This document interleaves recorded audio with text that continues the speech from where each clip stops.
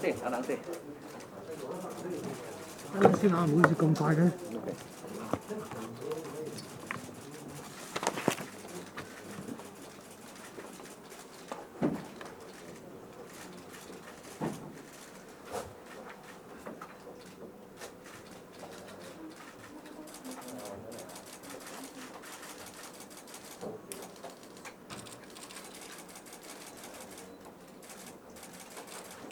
各位傳媒朋友，大家好。我係大律師公會副名譽秘書，大家可以稱呼我做余先。咁就首先多謝大家蒞臨採訪大律師公會嘅週年大會。咁週年大會咧啱啱亦都結束咗。咁我就首先要介紹一下我身邊幾位啦。中間係我哋嘅主席資深大律師杜鑑坤 Victor。咁喺我身邊呢位咧就係資深大律師毛樂禮Jose 副主席。咁另一位副主席咧就係資深大律師陳正龍 Derek。咁遠少少嗰一位咧就係我哋嘅名譽秘書馬家俊大律師 Johnny。Good evening, everyone. Friends from the press. I am Eugene Yim, Deputy Honorary Secretary of Hong Kong Bar Association. Thank you all for coming to cover our AGM, which has just concluded. Now let me introduce. In the middle, standing is our chairman, Victor Dawes SC. Next to me is our vice chairman, Jose Morales SC. Over there, another vice chairman of Hong Kong Bar Association, Derek Chan SC. And over there is Johnny Ma, our honorary secretary. 喺我哋開始答傳媒朋友問題之前咧，新任主席會以廣東話同埋英語咧，首先同大家講幾句説話，咁跟住咧就會答傳媒朋友嘅提問。Victor, Chairman, will say a few words in both Cantonese and English before taking any questions from you. So Victor, please. 係，各位傳媒朋友，大家好。我同我嘅團隊好榮幸能夠成為新任嘅大律師公會主席、副主席同埋執委。法治係香港成功嘅基石。大律師公會有社會責任促進法治同埋司法公義，並且向大眾解釋法治概念。過往一段時間，香港面對咗好多挑戰，有人對法治觀感改變，有人甚至變得悲觀，又有人作出一啲唔尊重法官、法庭或者攻擊整個司法制度嘅行為。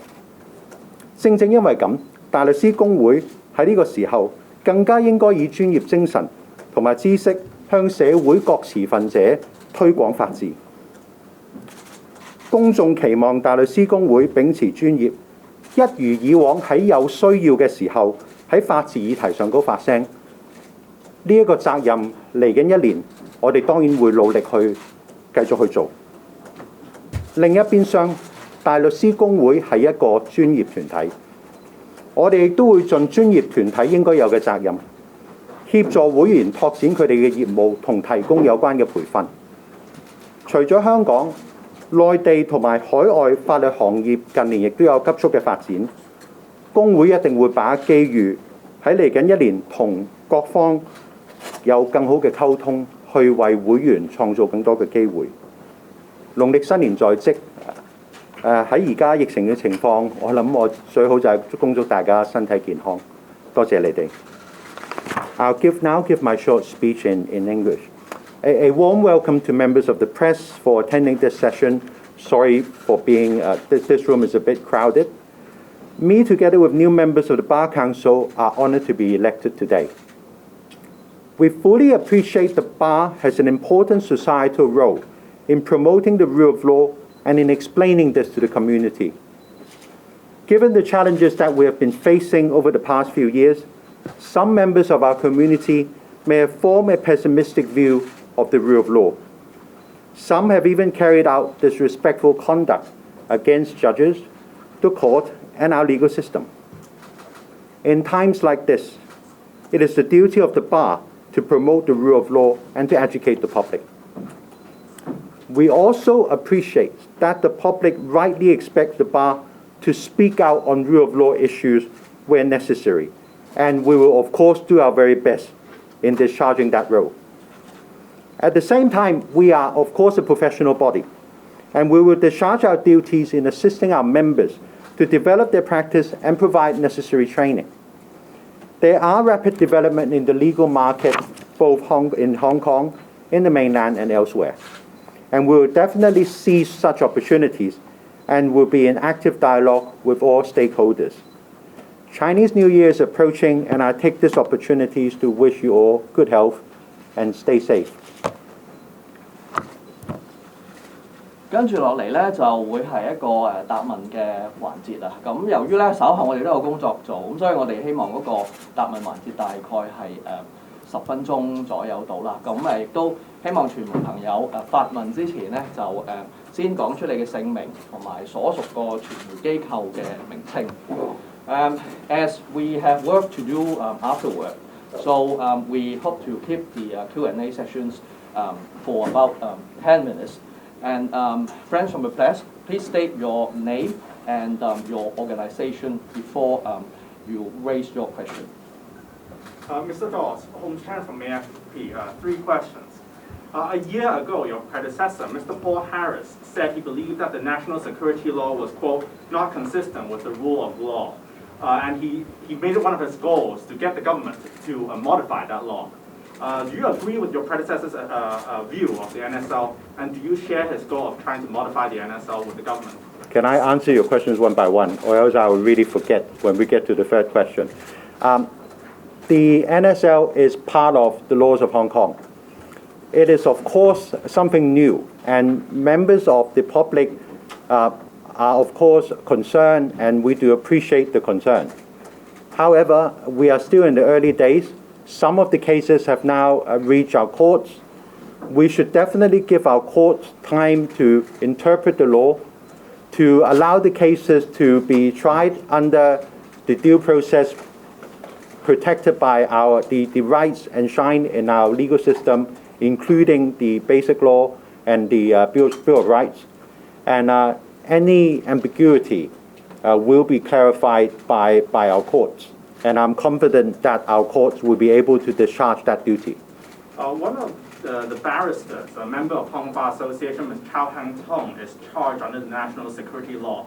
What do you think should happen to a member of Bar Association in that circumstance? Should she be disbarred? That is something that I will have to deal with as chairman, and that is a matter that is ongoing. So I'm afraid that I can't comment on that at this stage. But you should be rest assured that it will be dealt with under our usual disciplinary process, which has worked very well over the years. There are some proposals from some sectors of society that the barrister profession and the solicitor's profession should be merged. What is your view and the Bar Association's view on this? And do you think there's cause for worry? Now, I have been hearing this since I was a very young member of the bar. So when I was 21, some solicitors firm told me I shouldn't join the bar because the profession are going to fuse, and here I am 20-odd years later. The bar has an important societal role to play, and that has been emphasized by my predecessors over the years. That has also been emphasized in a recent court judgment by the Court of Appeal. So in light of that, the role of the bar, or the view of the Bar Association, is that a self-regulated independent bar is actually conducive and important to the rule of law in Hong Kong. And we believe that there is value in maintaining an independent bar in Hong Kong. I must give opportunity to some others. Thank you for your question. 明報嘅記者 Matthew 因為都想問翻，即係過去工會被批評政治化啦，即係其實你哋會唔會嗰個未來個方向係有改變？會唔會點樣修補同政府同北京嘅關係？擔唔擔心政府收翻你哋法定權力？嗱，正如以往其實都講過好多次，大律師公會係專業團體。當然，大家都明白，我頭先亦都有提到喺法治嘅議題上高，我哋係有社會責任發聲。但係講到政治呢一個層面，法治並唔係一個政治嘅概念。如果係一啲政治嘅議題，呢啲唔應該係大律師公會應該去處理或者去商討嘅事宜。所以我覺得呢一點喺嚟緊嘅日子，我哋都要希望大家去明白。至於同政府同埋中央嘅關係，我相信其實我哋公會咁多年嚟同各方面都有良好嘅溝通，我亦都有信心喺嚟緊嘅日子，同港府也好，同中央政府也好，都會有渠道去緊密咁溝通。我亦都相信呢一個係符合我哋嘅會員同埋香港社會嘅利益，我哋咁做。TVB 記者陳燕啊，想問翻主席咧，頭先即係有講到咧，即係法治同埋政治議題有唔同啦。係。咁其實政府都講緊嚟緊咧，會就呢個23條立法咧都開展有工作。明白。你覺得呢個係政治定係法治嘅議題咧？同埋喺嗰個法律原則上，即係你哋大律師公會會就咩方面提供啲咩意見？你嘅原則係乜嘢？23條嘅立法當然大家都會明白，而特首亦都提過，呢一個係即將會發生嘅事。就23條立法呢一個都係我哋嘅憲制責任。大律師公會嘅立場就係我哋好希望喺有關條例草案推出嘅時候，能夠提供我哋嘅意見。而呢一個過程，我哋係絕對會盡力去參與。而我哋覺得我哋咁樣去做都係符合公眾利益。你好，有線電視記者陳慧欣。其實即係啱啱新上任啦，你自己點睇香港現時嗰個法治情況咧？你預料未來香港嘅法治情況又會係點樣咧？即係公會早前都類似被認為係政治組織啦。咁你自己上任之後又點樣避免呢一個問題咧？我諗香港嘅法治同世界好多其他嘅地方一樣，其實從來都係充滿挑戰嘅。但係我希望大家都明白，其實經歷過呢回歸之後呢20幾年，好多次都有人話其實香港法治已死。但係每一日其實喺大律師行業、律師行業同司法機構裏邊，法律界其實好多人好努力咁去維護法治，同埋為香港嘅法治盡力去履行我哋嘅職務。所以我自己覺得我哋公會嘅立場都係，我唔覺得香港法治已死。至於話我哋被批評係政治組織係咪？你下一條問題就係，你都講過好多次。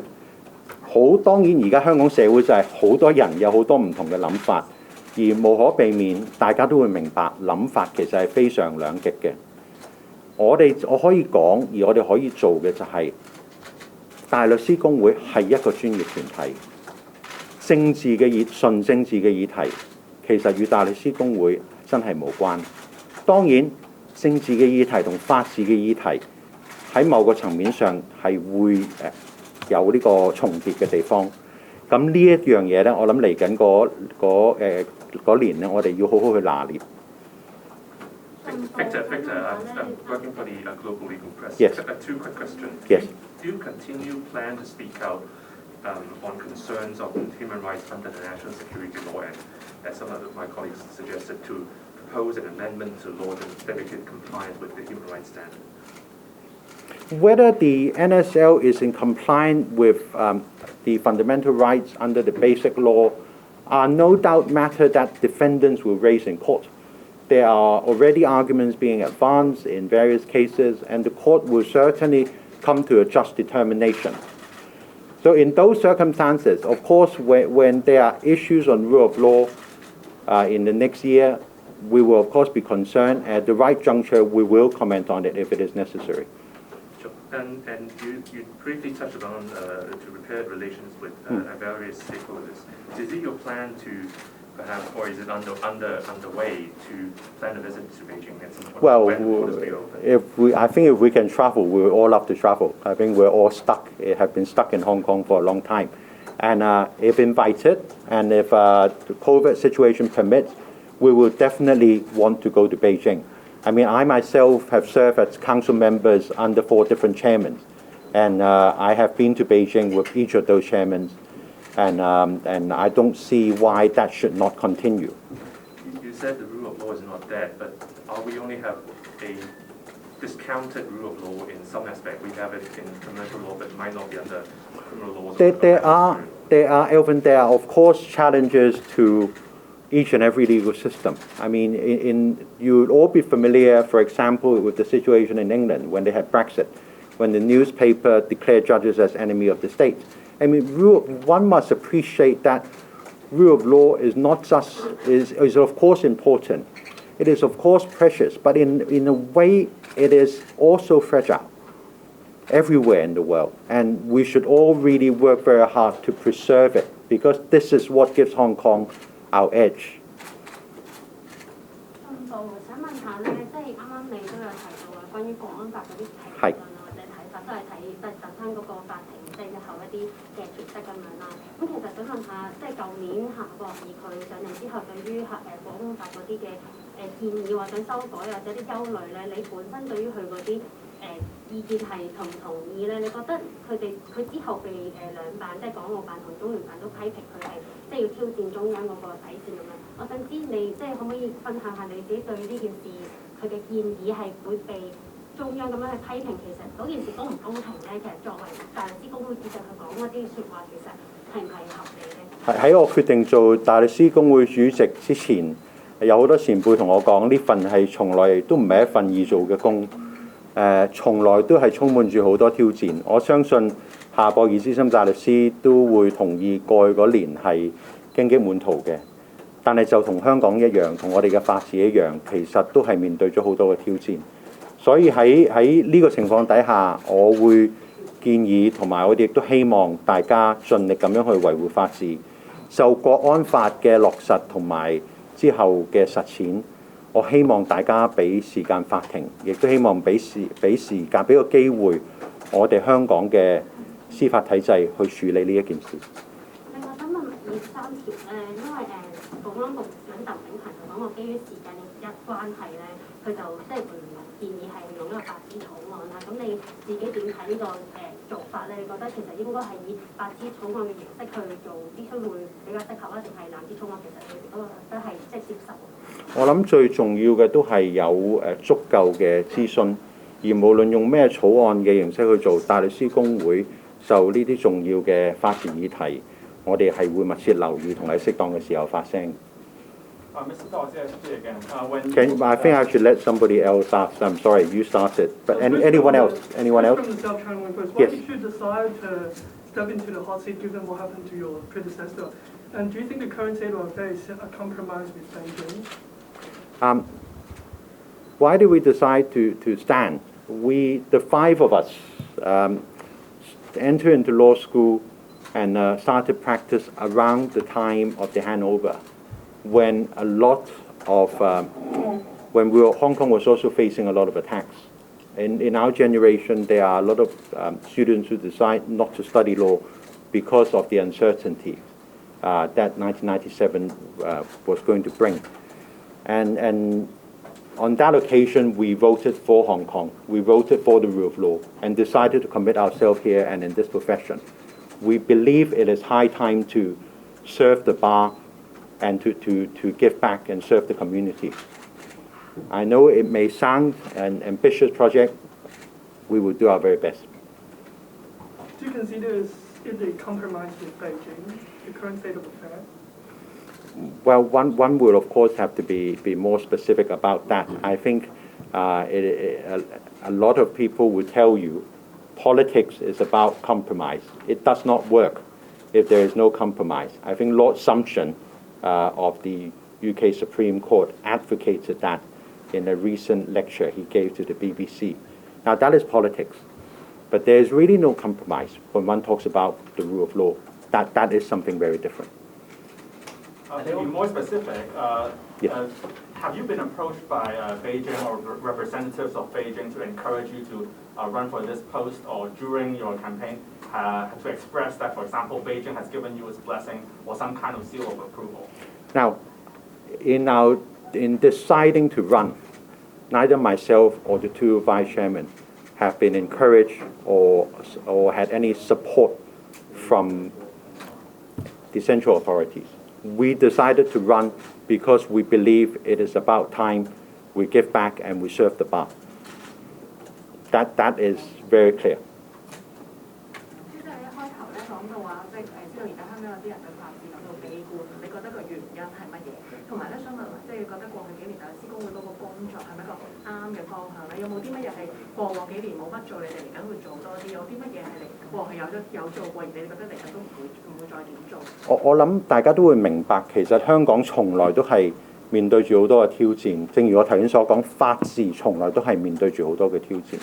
所以過去嗰幾年，有一部分嘅市民或許感覺到悲觀，其實唔出奇。其實每一個時候香港都有好多唔同嘅睇法。但係我所講，我可以講嘅就係咁。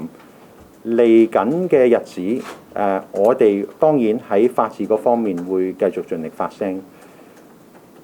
嚟緊有好多關於行業嘅機遇，例如喺大灣區嘅發展，例如喺國內同海外嘅機遇，我覺得我哋嘅同業係絕對唔可以放棄。所以喺呢啲方面，我哋會希望有更加多嘅對話，同埋幫佢哋尋求更加多嘅機會。我哋會答多2位傳媒朋友嘅問題。係你好，文匯報嘅質疑係因為香港法治備受一啲外國批評啦，咁影響到市民對法治嘅理解。咁如果有一啲係無理嘅批評，你會唔會係發聲去幫助市民理解咧？我諗正如我頭先所講，而歷屆主席都有講，大律師公會喺法治議題上高係有社會責任去解釋有關嘅原則俾公眾聽。如果嗰啲嘅報導牽涉到一啲我哋覺得我哋應該發聲嘅原則，我哋絕對係會繼續咁去做。當然，我希望大家都明白，即係大律師公會唔係時事評論員嚟嘅，即係你唔會見到我哋個個禮拜都發聲嘅。我睇到。这位是主港記者提問，您剛剛說呢，要加強和內地的溝通，創造更多機會，不能放過大灣區發展的機會。那您具體大律師公會有怎樣的措施呢？您用廣東話回答就好。我的普通話真是不太好，希望係多謝你。大灣區嗰方面呢，我哋係當然過去嗰年喺大灣區嗰個律師試嗰度，大家都會留意到我哋係有相當嘅會員係考咗㗎啦。咁喺呢一方面呢，我哋同政府亦都同國內有關嘅機構亦都會緊密咁溝通。我哋係唔會放過呢個機會。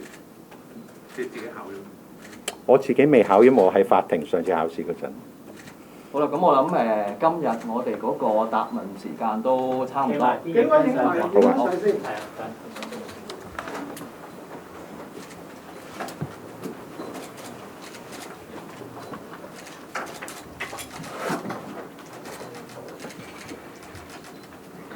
好，幾位講？各位望我呢度。係你嘅右邊，唔該。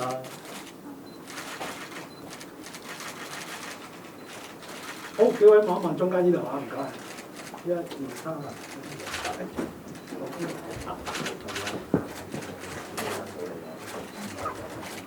幾位望一望呢邊，唔該。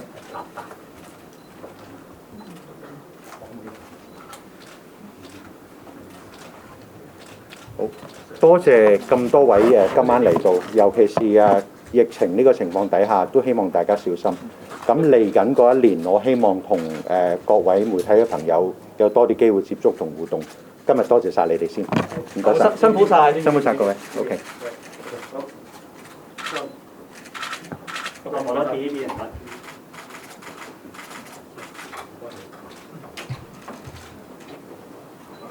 好，咁多望多次呢度，唔該。